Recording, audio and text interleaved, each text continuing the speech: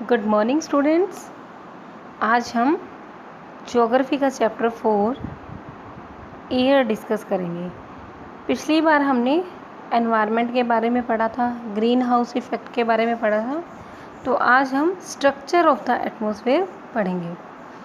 जो हमारे एटमॉस्फेयर का जो स्ट्रक्चर है वो 5 लेयर्स में डिवाइड किया हुआ है, जो कि है troposphere, stratosphere, mesosphere, thermosphere and exosphere, जैसा कि हमें फिगर 4.2 में दिखाया गया है। तो सबसे पहले जो लेयर है वो है ट्रोपोस्फेयर। ये लेयर सबसे इम्पॉर्टेंट लेयर है एटमॉस्फेयर की। उसकी एवरेज हाइट है 13 किलोमीटर। जो हम सांस लेते हैं वो एयर वो यहाँ पे इस लेयर में लेते हैं, और इस लेयर में हमारी जो हाईएस्ट पीक ऑफ माउंटेन है माउंट एवरेस्ट, वो यहाँ पे एग्जिस्ट करती हैं। नेक्स्ट उसके बाद देखेंगे आप स्ट्रेटोस्फेयर।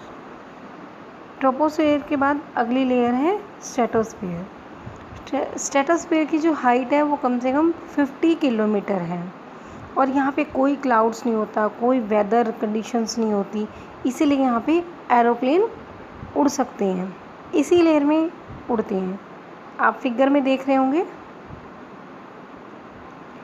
और इस लेयर की एक ख़ास फीचर है, इसकी ख़ास विशेषता है कि जो ओजोन गैस है वो इसी लेयर में मिलती है, जो हमें प्रोटेक्ट करती है सन रेज की हार्मफुल इफ़ेक्ट्स से। इसके बाद नेक्स्ट है mesosphere. This is the third layer of the atmosphere, और इस स्ट्रेटोस्फेयर के बाद नेक्स्ट लेयर है, और इसकी जो हाइट है वो है 80 किलोमीटर।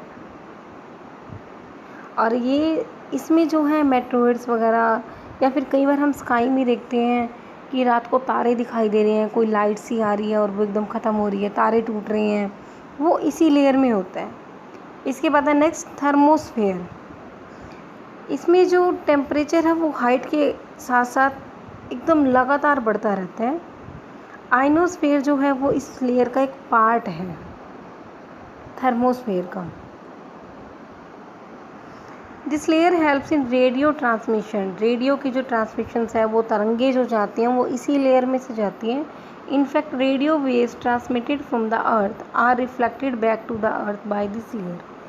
रेडियो लेयर रिफ्लेक्ट होके वापस जो अर्थ पर आती हैं वो इसी लेयर में जाती हैं। नेक्स्ट और लास्ट है exosphere. The upper most layer of the atmosphere is known as exosphere.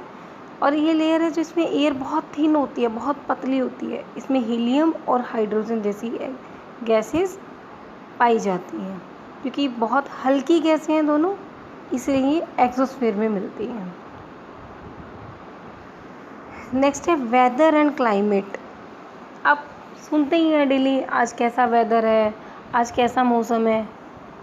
ये कैसे पता लगता है हमें? आज गर्मी है, सनी डे है।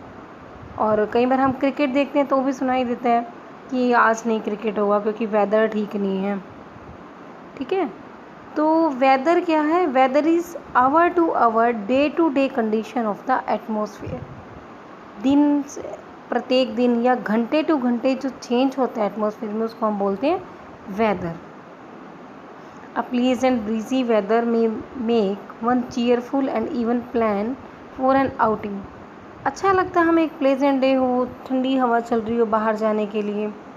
और वेदर जो है वो बड़े ड्रामेटिकली अचानक से बदल जाता है। सुबह बहुत तेज़ बारिश आ रही होती है और दोपहर को बहुत तेज़ धूप, और कई बार बारिश होती होती साथ में धूप आ जाती है। तो वेदर ड्रामेटिकली चेंज होता रहता है। जो एवरेज कंडीशन होती है वेदर की, अगर हम एक लॉन्गर पीरियड में देखें कि लगातार 10-15 सालों से, लगातार कुछ सालों से यहाँ पे वेदर की क्या कंडीशन चल रही है, उसको अगर हम रिप्रेजेंट करते हैं तो उसे हम बोलते हैं क्लाइमेट। तो क्लाइमेट की डेफिनेशन है the average weather condition of a place for a longer period of time represents the climate of a place. अब आपको वेदर और क्लाइमेट में डिफरेंस भी पता लग गया होगा। नेक्स्ट है टेम्परेचर। हमें कैसा फील हो रहा है? बड़ी गर्मी लग रही है, ठंड लग रही है, और ये सब क्या है? टेम्परेचर से पता लगता है। एयर में जो इस टाइम टेम्परेचर होता है उससे ये देखा जाता है। The temperature of the atmosphere changes not only between day and night but also from season two season. सिर्फ दिनों रात का टेम्परेचर ही नहीं चेंज होता, सीज़न टू सीज़न भी चेंज होता है।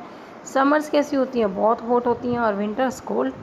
समर्स में टेम्परेचर बहुत हाई चला जाता है और विंटर्स में डाउन।